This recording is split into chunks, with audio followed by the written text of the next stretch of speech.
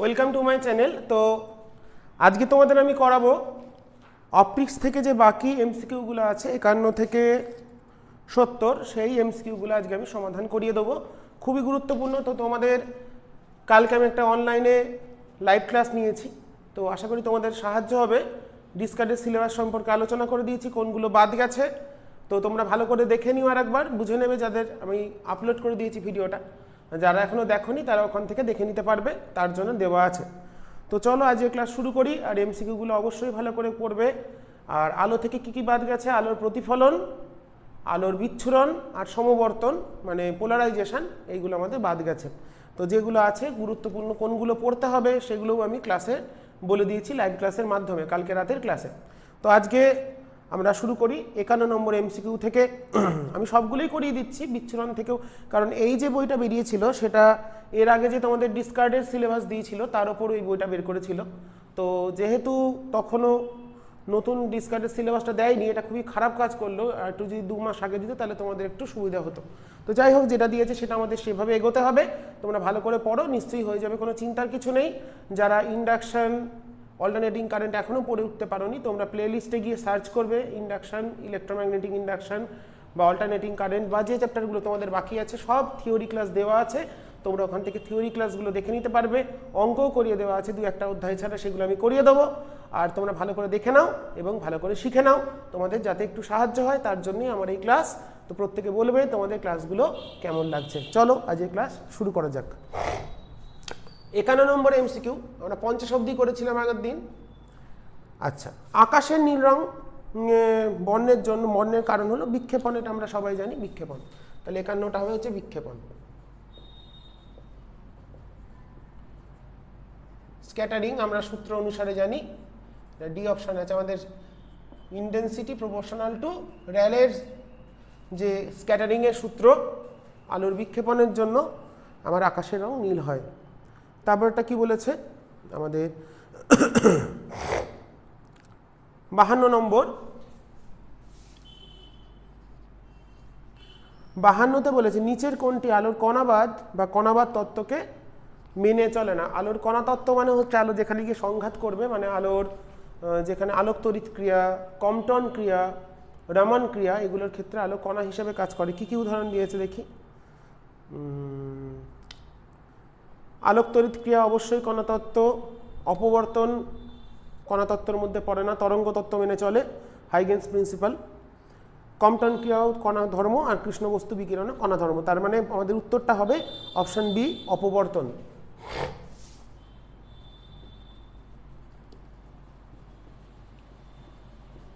এটা হচ্ছে তরঙ্গ ধর্ম। তোমরা জানো আলোর 2 রকম নেচার আছে, একটা হচ্ছে ওয়েভ নেচার বা তরঙ্গ ধর্ম, একটা হচ্ছে কণা ধর্ম বা পার্টিকেল নেচার, যেটাকে ওয়েভ পার্টিকেল ডুয়ালিটি বলা হয়। ডি ব্রগলি প্রকল্পের জায়গায় এটা খুব গুরুত্বপূর্ণ।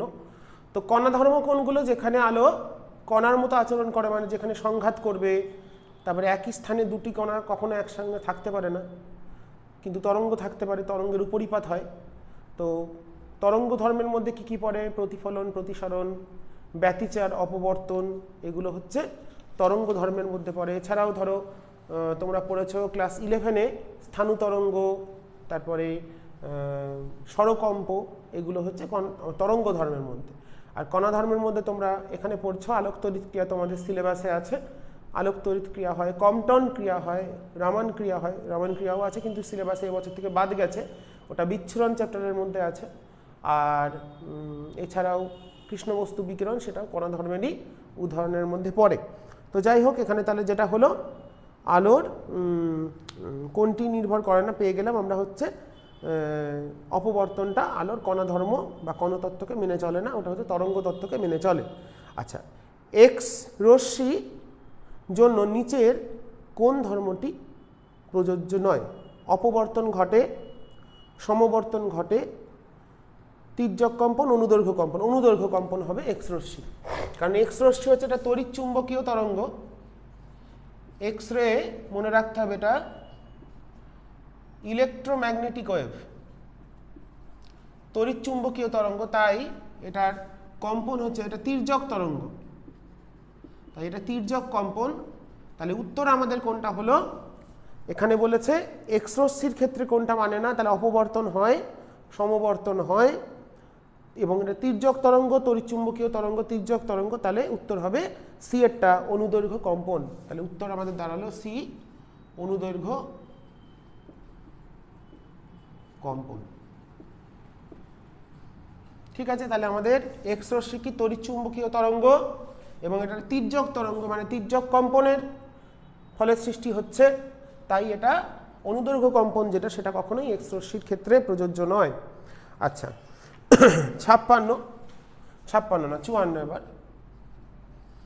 54 নম্বরে কি বলেছে, রেখা বর্ণালী কোন ক্ষেত্রে দেখতে পাওয়া যায়? সূর্য, বৈদ্যুতিক বাল্ব, সোডিয়াম ভেপার ল্যাম্প, কম চাপে অক্সিজেন, এটা সূর্য হবে, সূর্যের ক্ষেত্রে। রেখা বর্ণালী দেখতে পাওয়া যায় সৌর বর্ণালীর ক্ষেত্রে, মানে সূর্যের ক্ষেত্রে, সৌর বর্ণালী। বাদ বাকিগুলো হচ্ছে আমাদের পটির বর্ণালী, তাহলে অপশান হলো সূর্যের ক্ষেত্রে দেখতে পাওয়া যায়, তাহলে অপশান এ ইজ কারেক্ট। আচ্ছা, 55 চলে আসে এবার। ইয়ং এর নীতিটি কোনটিকে ব্যাখ্যা করে না? আলোক তড়িৎ ক্রিয়া। ইয়ং এর তো হচ্ছে তরঙ্গ, হাইগেনের নীতিটি কোনটি ব্যাখ্যা করে না? সেটা হচ্ছে আলোক তড়িৎ ক্রিয়া হচ্ছে কণা ধর্ম, কিন্তু হাইগেনের তরঙ্গ তত্ত্ব, আলোক তড়িৎ ক্রিয়া হচ্ছে কণা তত্ত্ব মেনে চলে। অর্থাৎ উত্তরটা তাহলে সমবর্তন, অপবর্তন, ব্যতিচার এগুলো সব তরঙ্গ তত্ত্বের মধ্যে পড়ে, কিন্তু আলোক তড়িৎ ক্রিয়া হচ্ছে কণা ধর্ম যেহেতু, তাই এটি হাইগেনের নীতি মেনে চলবে না। তাহলে হাইগেনের নীতি হচ্ছে, এটা হচ্ছে আমাদের হাইগেন যেটা বলেছিলেন, হাইগেন বলেছিলেন হচ্ছে তরঙ্গ তত্ত্ব। আমি বুঝিয়ে দিচ্ছি ব্যাপারটা কিভাবে আসছে। কিন্তু আলোক তড়িৎ ক্রিয়া, মানে আইনস্টাইনের আলোক তড়িৎ ক্রিয়া, যেখানে একটা ফোটনের মতন আচরণ করবে, ফোটন গিয়ে পড়বে এবং ইলেকট্রন বেরিয়ে আসবে কোনো একটা আলোক সুবেদী ধাতুর ওপর, সোডিয়াম যেগুলো ক্ষার ধাতু তাদের ক্ষেত্রে আলোক সুবেদী ক্রিয়া হচ্ছে কণা ধর্ম। তার মানে উত্তরটা আমাদের আলোক তড়িৎ ক্রিয়া, কিন্তু তার মানে হাইগেন বলেছিলেন তরঙ্গ ধর্ম, কিন্তু আলোক তড়িৎ ক্রিয়া হচ্ছে মানে ম্যাটারের বা পদার্থ তরঙ্গের কণা ধর্মকে প্রকাশ করে, তাই আলোক তড়িৎ ক্রিয়া হাইগেনের নীতি মেনে চলে না। তাহলে অপশান এ কারেক্ট হবে, এ। 56 কি বলেছে? ইয়ং এর দ্বিরেখাছিদ্র পরীক্ষায় ব্যতিচারের প্রস্থ কমে। ব্যতিচারের প্রস্থের সূত্র কি? বিটা সমান প্রস্থ সমান ঝালর প্রস্থ সমান আমরা জানি lambda capital D by D. ল্যামডাটা হচ্ছে আলোর তরঙ্গ দৈর্ঘ্য, ডি হলো উৎস থেকে পর্দার দূরত্ব, আর স্মল ডি হলো দুটো রেখাছিদ্রের মধ্যে দূরত্ব, স্মল ডি। তাহলে এখানে দেখো কি বলেছে, আচ্ছা, রেখাছিদ্র দুটির দূরত্ব বৃদ্ধি করলে, তাহলে ডি যদি বৃদ্ধি করি, ডি যদি বাড়ে তাহলে বিটা কমবে, ঝালর প্রস্থ কমবে। ল্যামডা বাড়লে ঝালর প্রস্থ বাড়বে, ওপরে 3 মানে বাড়া, নিচে 3 মানে কমা। আর ডি যদি বাড়ে তাহলেও ঝালর প্রস্থ বাড়বে, কারণ ডি ল্যামডা উপরে আছে আর স্মল ডিটা নিচে আছে, তাহলে স্মল ডি যত বাড়বে ঝালর প্রস্থ বিটা তত কমবে। তাহলে আমাদের উত্তরটা হবে, বলেছি ইয়ং এর দ্বিরেখাছিদ্র পরীক্ষায় ব্যতিচার ঝালরের প্রস্থ কমে যদি রেখাছিদ্র দুটির দূরত্ব বৃদ্ধি পায়, মানে ডি বৃদ্ধি পায়। দেখো, আচ্ছা, এখানে যে দিয়েছে 3টে অপশানই কারেক্ট আসছে আমাদের। হ্যাঁ, আর একটা সূত্র হচ্ছে বিটা ওয়াটার যদি হয়, বিটা ওয়াটার মানে বিটা এয়ার, মানে বায়ুতে ঝালর প্রস্থ বাই মিউ ওয়াটার, তাহলে নিশ্চয়ই জলে ডুবিয়ে দিলে এটা ঝালর প্রস্থ কমে যাবে। এই সূত্র দুটো মনে রাখবো ঝালর প্রস্থের। এটা হচ্ছে বায়ু মাধ্যমে, অন্য মাধ্যমে গেলে তার প্রতিসরাঙ্ক দিয়ে ভাগ করে দিতে হবে, তাহলে ঝালর প্রস্থ পাওয়া যাবে।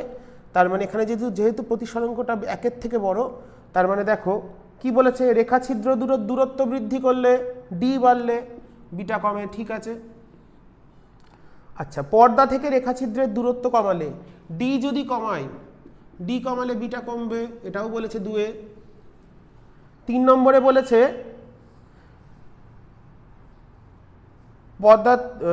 পরীক্ষাটি বায়ুর পরিবর্তনে জলে করলেও কমে যাচ্ছে, বায়ুতে যা ঝালর প্রস্থ তার থেকে জলের মধ্যে ঝালর প্রস্থ কম। কেন হলো?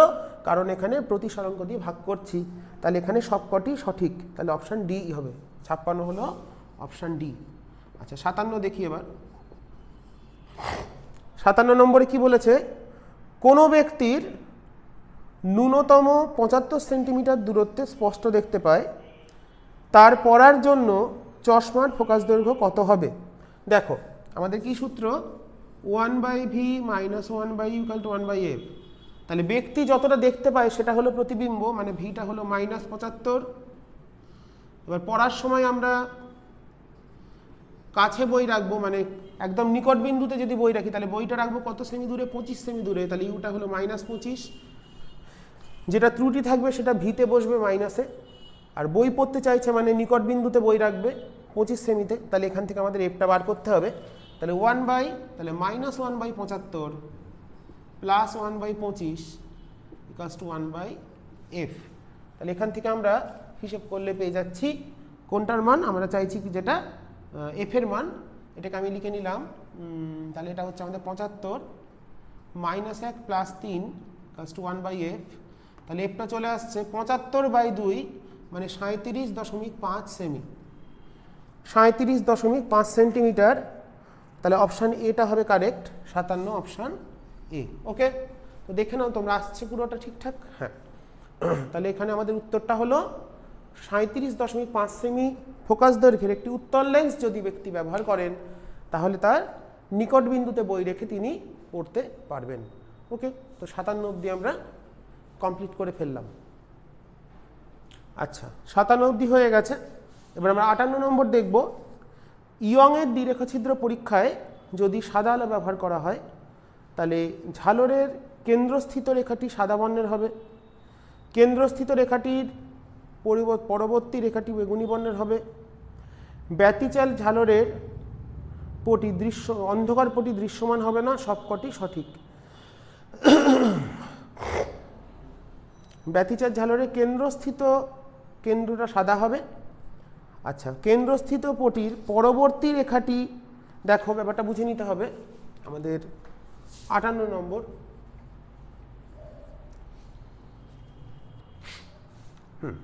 আমাদের এই যে ঝালর তৈরি হয়, আমাদের বিটা মানে λd/d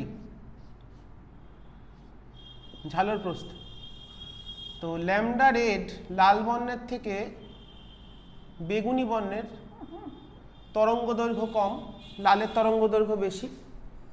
তাহলে আমাদের লালের ক্ষেত্রে তার বিটা রেড অবশ্যই বিটা ভায়োলেটের থেকে বড় হবে। তার মানে যখন একটা সাদা আলো ব্যবহার করব তার কেন্দ্র তো সাদাই হবে, কারণ কেন্দ্রে সবকটা আলো গিয়ে মিশছে। ওকে, আর এই যদি এখানে একটা ধরো ডবল স্লিট এক্সপেরিমেন্ট, যে দ্বিরেখাছিদ্র পরীক্ষা, এখানে একটা রেখাছিদ্র, এখানে একটা, তোমরা এখানে একটা পর্দা রেখেছ যেখানে সাদা আলো যাচ্ছে। তো সাদা আলোর জন্য আমাদের যে ঝালর, তাহলে কেন্দ্রটা কি, সবগুলো কেন্দ্রের সাপেক্ষে সকল তরঙ্গের মানে S1 আর S2 দুটো সোর্স থেকে যে তরঙ্গগুলো গিয়ে ওখানে মিলিত হবে প্রত্যেকেরই দশা পার্থক্য 0 হয়। কেন্দ্র যেখানে হবে সেখানে প্রত্যেকটা বর্ণের জন্য প্রত্যেকটা তরঙ্গের মধ্যে যে কোনো দুটি তরঙ্গ, আমার এখানে একটা S1 একটা S2 থেকে আসছে, তো সাদা মানে তার মধ্যে সবকটা কালার মিশে আছে। তাহলে প্রথম আমার কেন্দ্রটা সাদা হলো, মানে জিনিসটা কেমন হয় তোমরা জানো, এরম দেখতে হয় ঝালর প্রস্থ, মানে ঝালরটা।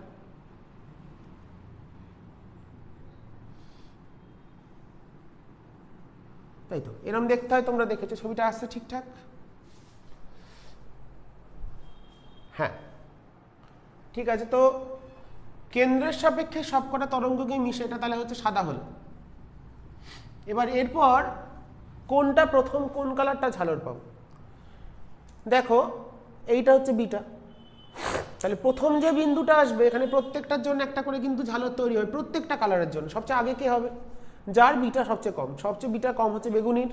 সেই জন্য বলেছে 2 নম্বরটা দেখো, কেন্দ্রস্থিত রেখার পরবর্তী রেখাটি বেগুনি হবে, ভিপজিওর হবে একদম, প্রত্যেকটা কালারের যে ঝালর একটার উপর একটা মিশে যাবে।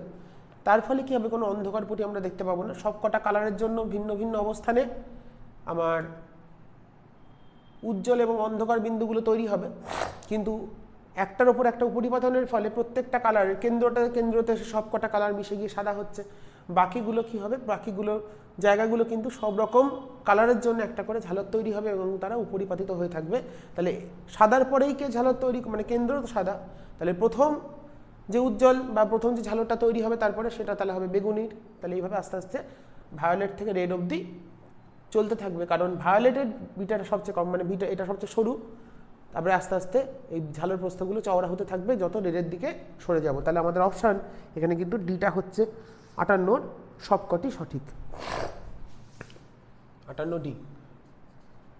59 নম্বরে বলেছে ইয়ংয়ের দ্বিরেখছিদ্র পরীক্ষায় ডি বলে দিয়েছে 120 সেমি,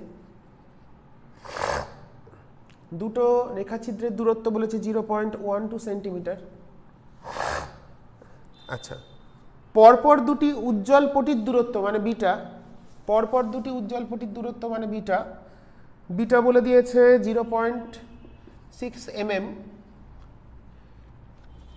ওকে, তাহলে তরঙ্গ দৈর্ঘ্য বার করতে হবে। তাহলে বিটা মানে কি, ল্যামডা ডি বাই ডি। তাহলে ল্যামডা সমান আসছে বিটা ডি বাই ডি। তাহলে বিটা কত দেওয়া আছে 0.6, মিলিমিটার থেকে মিটারে করছি -3। ডি কত দেওয়া আছে 120 মানে 1.2, আর স্মল ডি কত দেওয়া আছে 0.12 10⁻⁻²। মিটারে করলাম সবগুলোকে। তাহলে মিটারে করে আমাদের হিসেবটা মোটামুটি চলে আসছে, মনে হচ্ছে 6000 অ্যামস্ট্রং বা 600 ন্যানোমিটার। কি উত্তর আছে কোনো? হ্যাঁ, 600টাই হওয়া উচিত, কারণ এই এটা ধরো 12, এটাও 12 কেটে গেল, তাহলে এটা 600 × 10⁻⁹ মিটার, মানে 600 ন্যানোমিটার উত্তর হবে। ওকে, তাহলে এটাই আমাদের উত্তর হবে। তাহলে কোনটা উত্তর আসছে আমাদের, আমরা ক্যালকুলেট করে দেখবে। অপশান বিটা কারেক্ট আসছে। আচ্ছা, 60। আজ আমরা 70 অবধি আছে, 70 অবধি শেষ করব। আচ্ছা, দুটি সুসংগত একবর্ণী আলোর গঠনমূলক ব্যতিচারের ক্ষেত্রে দশা পার্থক্য কত? দুটি সুসংগত আলোকরশ্মির মধ্যে দশা পার্থক্য হতে হবে 0 বা 2π। গঠনমূলক ব্যতিচারের ক্ষেত্রে, গঠনমূলক ব্যতিচার কি শর্ত আমরা জানি, গঠনমূলক ব্যতিচারের ক্ষেত্রে দশা পার্থক্য সমান হচ্ছে 2nπ। তাহলে ফাই এর ভ্যালুগুলো কত আসছে, n এর মান 0 বসালে 0, 2π, 4π, 6π। তাহলে এই দশা পার্থক্যগুলোর জন্য গঠনমূলক ব্যতিচার হবে। তাহলে এখানে কোন অপশানটা আছে, 2π আছে, দেখো বাকিগুলো কিন্তু সব বিজোড়, তাই আমাদের উত্তরটা হচ্ছে 2π। তাহলে এটা উত্তর আছে 2πটা। তাহলে অপশান কততে আছে, 2π, এতে আছে। তাহলে 60-এর হলে। আর ধ্বংসাত্মক ব্যতিচারের ক্ষেত্রে, ধ্বংসাত্মক ব্যতিচার সত্যটা মনে রাখি, যদি কোনোদিন আসে কোশ্চেন, এখান থেকে তো আমাদের কোশ্চেন আসবে, কারণ ব্যতিচার থেকে, ব্যতিচার আর অপবর্তন আমাদের আলোর তরঙ্গ ধর্ম থেকে এই দুটোই আছে, যেটা ফিজিক্যাল অপটিক্স। ধ্বংসাত্মক ব্যতিচারের ক্ষেত্রে ফাই কত হয়, 2n - 1 × π। ওকে, যেখানে n এর মানটা শুরু হবে, এখানে n এর মানটা শুরু হয়েছে 0 থেকে, আর ধ্বংসাত্মকের ক্ষেত্রে n এর মানটা শুরু হবে 1 থেকে। তাহলে কতগুলো আসছে ফাই, π, 3π, 5π, 7π, এগুলো হচ্ছে এই দশাপার্থক্য, যে সকল বিন্দুতে দশাপার্থক্য এইগুলো হবে তরঙ্গ দুটির মধ্যে। S1 S2 থেকে যে তরঙ্গগুলো যাচ্ছে তাদের দশাপার্থক্য কত হবে, π, 3π, 5π, 7π, সেখানে হবে ধ্বংসাত্মক ব্যতিচার। আর গঠনমূলক ব্যতিচার কোথায় হবে, মানে উজ্জ্বল পটি কোথায় পাবো, যেখানে দশাপার্থক্য হবে 0, 2π, 4π, 6π, সেই বিন্দুগুলোতে হবে গঠনমূলক ব্যতিচার। আর তার মানে দেখো সেগুলো বিজোড়, 2, 4, 6, 8, 10, এটা দেখো 1, 3, 5, 7, মানে বিজোড় গুণিতকের ক্ষেত্রে ধ্বংসাত্মক, জোড় গুণিতকের ক্ষেত্রে গঠনমূলক। ওকে, আচ্ছা 60 হয়ে গেল। এরপর আমরা নেক্সট 61 নম্বর এমসিকিউটা দেখব। ভালো করে বুঝে নাও, কারণ তোমাদের খুব কাজে লাগবে। অপটিক্স থেকে আমাদের 15 নম্বর আসবে, আমি যা দেখলাম। আমাদের জিওমেট্রিক্যাল থেকে মনে হয় 8 আর ফিজিক্যাল থেকে 7, তো এবারগুলো আসার সম্ভাবনা খুব, ভালো করে দেখে নেবে। 61। আচ্ছা,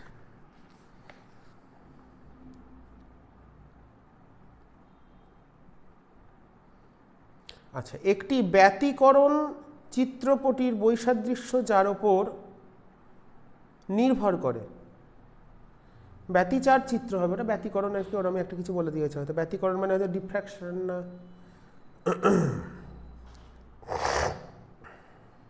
ব্যতিকরণ চিত্রের পটির বৈসাদৃশ্য,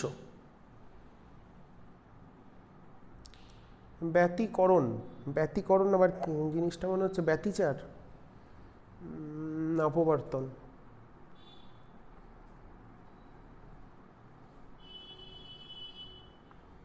ব্যতিকরণ চিত্রের পটির বৈসাদৃশ্য, পটিগুলো আলাদা,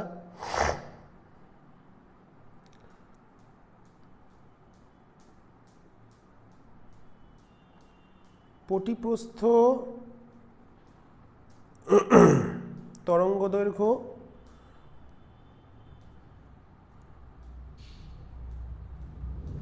ব্যতিচার চিত্রই যদি ধরি তাহলে পটির বৈসাদৃশ্যগুলি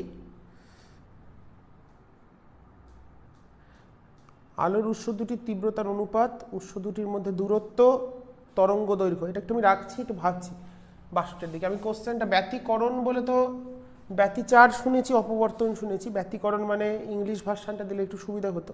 ঠিক আছে, 62টা দেখে আমি 61টা লাস্টে একটু আলোচনা করছি, ভেবে নিই। আচ্ছা, ল্যামডা তরঙ্গ দৈর্ঘ্যের কোনো আলো তরঙ্গ এ প্রস্থবিশিষ্ট বিশিষ্ট কোনো রেখাছিদ্রের ওপর আপতিত হলো, থিটা কোণে অপবর্তিত হলো প্রথম অবমের শর্ত। অবমের শর্ত কি জানি? অবমের শর্ত হচ্ছে এ সাইন থিটা সমান এন ল্যামডা। এনটা হচ্ছে অর্ডার নাম্বার। তো প্রথম অবমের ক্ষেত্রে প্রথম অবম মানে এন ইকালস টু 1, অতএব এ সাইন থিটা সমান ল্যামডা। ঠিক আছে, তাহলে এ সাইন থিটা সমান ল্যামডা, তাহলে অপশন সি ইজ কারেক্ট। 61 ব্যতিকরণ ব্যাপারটা আমার ঠিক আসছে না, তাও আমি চিন্তা করছি, ততক্ষণ বাকিগুলো করিয়ে নিই সময় নষ্ট না করে। আচ্ছা, কত হলো এবার? 63 হবে, 62 হলো। আচ্ছা, কাঁচ এবং জলের প্রতিসরাঙ্ক বলে দিয়েছে। জল সাপেক্ষে কাঁচের সংকট কোণ কত? জল সাপেক্ষে কাঁচ মানে জল থেকে আমাদের কাঁচে আলো যাচ্ছে, জল সাপেক্ষে কাঁচের ছবি দরকার নেই, অ্যাকচুয়ালি কাঁচ থেকে জলে গেলে সংকট কোণ সাইন থিটা সি, আমাদের কি সূত্র? মিউ লঘু বাই মিউ ঘন, এই সূত্রটা মনে রাখবো। সংকট কোণের সাইন সমান হচ্ছে মিউ লঘু বাই মিউ ঘন। তো লঘু মাধ্যম তো নিশ্চয়ই জল, তাহলে 4/3 বাই 3/2, তাহলে হলো 8/9। তাহলে থিটা সিটা চলে এলো, সংকট কোণের মান চলে এলো সাইন ইনভার্স 8/9। ঠিক আছে, তাহলে সাইন ইনভার্স 8/9, মানে অপশন ডি তে এই উত্তরটা আছে, অপশন ডি ইজ কারেক্ট। তাহলে সংকট কোণের সূত্র কি? লঘু মাধ্যমের মিউ বাই ঘন মাধ্যমের মিউ, যেটা হবে অনুপাতটা সেটা সাইন থিটা সির সমান হবে। সূত্রটা মনে রাখবে। থিটা সি হলো সংকট কোণ, এটা খুব ইম্পর্টেন্ট সূত্র, বইতে থাকে না, এইভাবে থাকে না, অন্যভাবে থাকতে পারে, কিন্তু এটা আমাদের কনসেপ্টে রাখতে হবে, মিউ লঘু বাই মিউ ঘন। এটা মাধ্যম দ্বয়ের সংকট কোণ বলা হয়। ঘন মাধ্যম থেকে এই কোণে গিয়ে আলো পড়লে প্রতিসরণ কোণ হয় 90 ডিগ্রি। আচ্ছা, 64 এবার। কোন ঘটনাটি শব্দ এবং আলোর মধ্যে ক্ষেত্রে উভয়ের ক্ষেত্রে ঘটে না? সেটা হচ্ছে সমবর্তন, ডি। কারণ শব্দ তরঙ্গ, শব্দ হচ্ছে অনুদৈর্ঘ্য আর আলো হচ্ছে তির্যক, তো সমবর্তন হয় তির্যক তরঙ্গের, আর অনুদৈর্ঘ্য তরঙ্গের সমবর্তন হয় না। তাহলে কোন ঘটনাটি দুটোর ক্ষেত্রেই ঘটে না? তাহলে সেটা হলো সমবর্তন, তাহলে অপশন ডি ইজ কারেক্ট। আচ্ছা, 65 কি বলেছে? একটি মাধ্যমের সংকট কোণ দেওয়া আছে, তাহলে সমবর্তন কোণ কত হবে সেটা বার করতে হবে। তাহলে আমরা সাইন থিটা সি বলে দিয়েছে। এবার আমরা জানি সেটা অ্যাকচুয়ালি মিউটা হচ্ছে মিউ ঘন বাই মিউ লঘু। আবার সমবর্তনের কোণের ক্ষেত্রে এটা আমাদের বছর নেই যদিও, সমান মিউ। তার মানে tan IP সমান চলে আসছে সাইন ইনভার্স এত। তাহলে এখান থেকে আমরা মিউটা বার করি, তাহলে মিউটা কত চলে আসছে 1 বাই সাইন থিটা সি। তাহলে থিটা সিটা দিয়ে দিয়েছে 0.6, তাহলে এটা হবে হচ্ছে 1 বাই সাইন, মানে 0.6ই হবে। সাইন থিটা সির মানটা দিয়েছে 0.6, তাহলে আমাদের উত্তর হলো আইপি চলে এলো tan ইনভার্স 1 বাই 0.6, মানে 10^6 মানে 1.66 কিছু একটা উত্তর আসবে। tan ইনভার্স 1.667, ওটাই উত্তর সি এরটা। tan ইনভার্স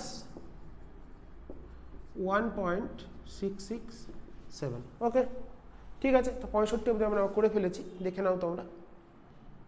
যদিও লাস্ট যে এমসিকিউটা করলাম ওটা আমাদের এবছর সমবর্তন নেই, তাও শিখে রাখার জন্য ভালো। ওকে, চলো আমরা এরপর 61টা লেখাই থাক, তাহলে আমার খেয়াল থাকবে। লাস্টে আমি দেখছি ওটা কোশ্চেনটা কি বলতে চেয়েছে। ব্যতিচাপ ধরে আমরা করতে পারি, কিন্তু ওটা ওখানে ভাষাটা কি একটা ইউজ করেছে, ব্যতিকরণ না কি যেন বলেছে।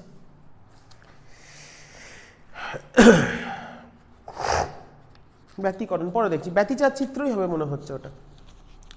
আচ্ছা 66 দেখি এবার।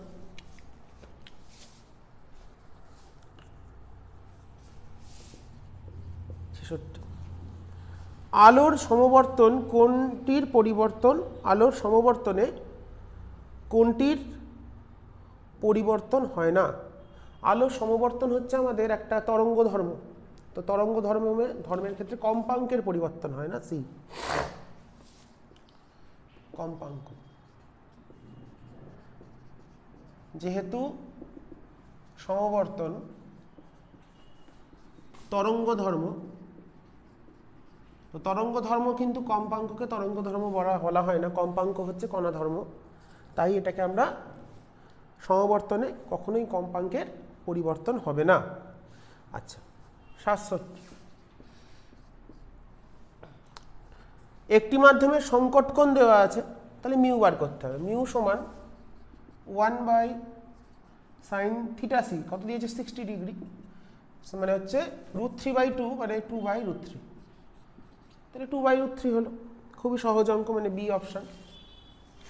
আচ্ছা 68তে কি বলেছে, তোমরা এমসিকিউগুলো ভালো করে করবে, খুবই কাজের। প্রদত্ত কোনটি আলোর তির্যক ধর্মকে প্রমাণ করে, সমবর্তন। আলোক তরঙ্গ যেহেতু সমবর্তিত হয়, তাই আলোক তরঙ্গ সমবর্তন ধর্মই প্রমাণ করছে। আলো হচ্ছে তির্যক তরঙ্গ, অনুদৈর্ঘ্য তরঙ্গের ক্ষেত্রে যেহেতু সমবর্তন হয় না, তাই তির্যক তরঙ্গের ক্ষেত্রে যেহেতু হয়, তাই আলো একটি তির্যক তরঙ্গ। আচ্ছা 69, আমাদের প্রায় শেষ করে এসেছি আমাদের আজকে ছোট একটা ক্লাস। 9:6 খুব ইম্পর্টেন্ট, তীব্রতার দুটি তরঙ্গ ব্যতিচাপ সৃষ্টি করছে, সর্বোচ্চ এবং সর্বনিম্ন তীব্রতার অনুপাত কত। খুব ইম্পর্টেন্ট বোর্ড এক্সামের জন্য বা অন্যান্য পরীক্ষার জন্য এই সূত্রটা। আইম্যাক্স বাই আইমিন ব্যতিচারের অন্যতম ইম্পর্টেন্ট প্রশ্ন। √I1 plus √I2 by √I1 minus √I2 whole square.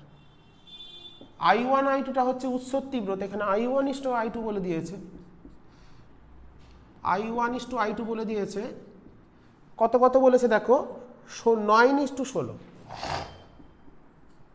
তাহলে √I1 √I2 হবে 3:4।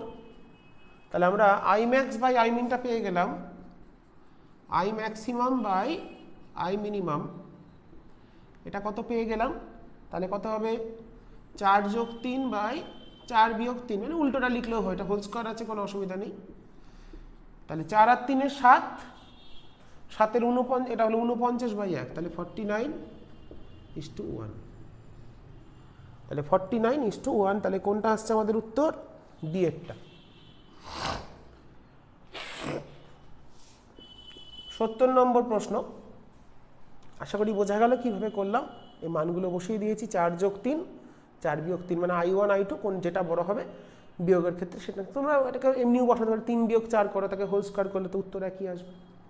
আচ্ছা, I1 I এবং 4I প্রাবল্য বিশিষ্ট দুটি সুসংগত তরঙ্গ একবর্ণী আলোকরশ্মি একে অপরের সাথে উপরিপাতিত হলো এবং লব্ধি আলোকরশ্মির সর্বোচ্চ সর্বনিম্ন বিস্তৃত। আচ্ছা, I রেজাল্ট্যান্ট, এটা সূত্র মনে রাখবো, বইতে সবসময় থাকে না। সূত্র কি?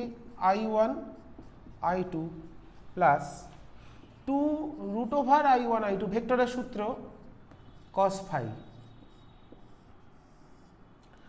দেখো, এটা হচ্ছে দুটো উৎসের তীব্রতা যদি I1 I2 হয়, তাহলে এরা উপরিপাতনে যে সর্বোচ্চ এবং সর্বনিম্ন তীব্রতা, যে কোনো বিন্দুতে তীব্রতা নির্ভর করবে দশা পার্থক্যের উপর। যখন সর্বোচ্চ হবে তখন cos θ আর cos phi এর সর্বোচ্চ মান কত হয়? cos এর সর্বোচ্চ মান 1 আর সর্বনিম্ন হচ্ছে -1। তাহলে ম্যাক্সিমামের ক্ষেত্রে I max কত হবে?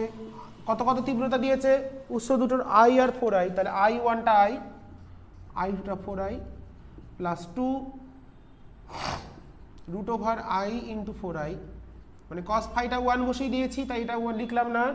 তাহলে এটা চলে এলো কত? 5, আর এটা আসছে 2, 4, মানে 9I। ম্যাক্সিমামটা হলো 9I। আর মিনিমামের ক্ষেত্রে কত? cos এর সর্বনিম্ন মান কত? -1, তাহলে হবে I প্লাস 4I মাইনাস, এটা ধরো এটা মাইনাস বসে যাবে, মাইনাস বসলে এখানটা মাইনাস হয়ে যাবে, -4I, তাহলে উত্তর হলো I। তাহলে ম্যাক্সিমাম হলো 9I আর মিনিমাম হলো I, তাহলে আমাদের উত্তর হচ্ছে 9I এবং I, সি এর অপশানটা। তাহলে 70 হয়ে গেল। তো আমরা লাস্ট 61 নম্বরটা একবার দেখে নিই। আমি যদি ব্যতিচার ধরে ভাবি, আচ্ছা, দুটি ব্যতিচার চিত্রপটি, আমি ব্যতিকরণটাকে ব্যতিচার হিসেবে ধরছি, বৈসাদৃশ্য দেখা যার উপর নির্ভর করে উজ্জ্বল পটি আর অন্ধকার পটি।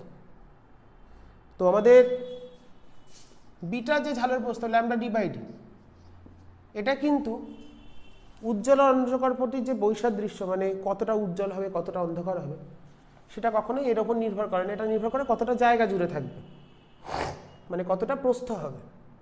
তো সর্বোচ্চ সর্বনিম্ন তীব্রতা বা সর্বোচ্চ সর্বনিম্ন, এগুলো নির্ভর করছে কার ওপর? আমরা একটা সূত্র জানি, I max by I min, এটা থেকেই কোনটা থেকে পাওয়া যায়? এটা হচ্ছে A1 প্লাস A2, মানে উৎস দুটির বিস্তার। আমি এটা করিয়ে রাখলাম, তোমরা দেখো হয় কিনা। তো এই সূত্রটা আশা করি জানো তোমরা। সর্বোচ্চ এই উৎস দুটোর বিস্তার যদি A1 A2 হয়, তাহলে A1 A2 পাল্টে গেলে কিন্তু I max R I min এর মানটা চেঞ্জ হয়ে যাচ্ছে। তার মানে যে বৈসাদৃশ্য, পটির বৈসাদৃশ্য, মানে উজ্জ্বল পটি আর অন্ধকার পটির যে বৈসাদৃশ্য, মানে কতটা উজ্জ্বল কতটা অন্ধকার, সেটা নির্ভর করবে কিসের ওপর? উৎস দুটির তীব্রতার ওপর বা উৎস দুটির বিস্তারের ওপর। তাহলে অপশান আলোক উৎসের বিস্তারের অনুপাতের ওপর এটা নির্ভর করবে। তাহলে অপশান সিটা হলো কারেক্ট। আমি 61টা সি রাখলাম, তোমরা দেখো তোমাদের স্যারকে জিজ্ঞেস করে কোনটা উত্তর হতে পারে। আমার মনে হচ্ছে এটাই বলতে চেয়েছে, এটা এবং এটা ব্যতিচার হবে, ব্যতিকরণ চিত্র বলতে পারে, হয়তো আমার জানা নেই নামটা। ইন্টারফারেন্স প্যাটার্নকে ব্যতিকরণ চিত্র 70টা ছিল, তো 70টা করিয়ে দিয়েছি, কমপ্লিট। ওকে, তো তোমরা ভালো করে এমসিকিউগুলো দেখবে সকলে আর জানাবে। যদি কোনো অঙ্ক সমস্যা হয়, আমি লাইভ ক্লাস নিয়ে আবার ফিরবো 12-এর। তো তোমরা কমেন্টে জানাবে তোমরা কোন অধ্যায়টা, তোমরা বলছো থিওরি কিছু বোঝানোর জন্য বা অঙ্ক, তো কোন জায়গাটা ভালো করে বলবো সেটা আমাকে একটু জানাবে। যা বেশি জন যে বিষয়টা বলবে তার উপরেই আমি অনলাইন বা লাইভে আসবো, সেই টপিকটার উপর ভিত্তি করে। সেটা তোমাদের ব্যাপার, তোমরা যেটা বলবে তার উপরেই আমি লাইভ ক্লাস করাবো। চলো আজ এই ক্লাস এখানে শেষ করছি। ভালো করে তোমরা এমসিকিউগুলো বুঝে নিও, খুব ইম্পর্টেন্ট কিন্তু এবছরের জন্য। 15 নম্বর আলো থেকে আসতে চলেছে, 15 নম্বর, তাই এমসিকিউ জোর দিয়ে করতে হবে। প্রথম দুটো ভিডিওতে খুব গুরুত্বপূর্ণ অঙ্কগুলো, তাই অঙ্ক টাইপ যে এমসিকিউ সেগুলো বুঝিয়ে দিয়েছিলাম। আশা করি তোমরা সকলে বুঝতে পেরেছো। আজকের এমসিকিউগুলো খুবই দরকারি, ভালো করে দেখে নেবে। আর যেগুলো তাহলে বাদ কি গেছে? আলোর প্রতিফলন বাদ গেছে, বিচ্ছুরণ বাদ গেছে, সমবর্তন বাদ গেছে, আর কিছু কিন্তু বাদ নেই। এগুলো কিন্তু প্রত্যেকটাই পড়তে হবে।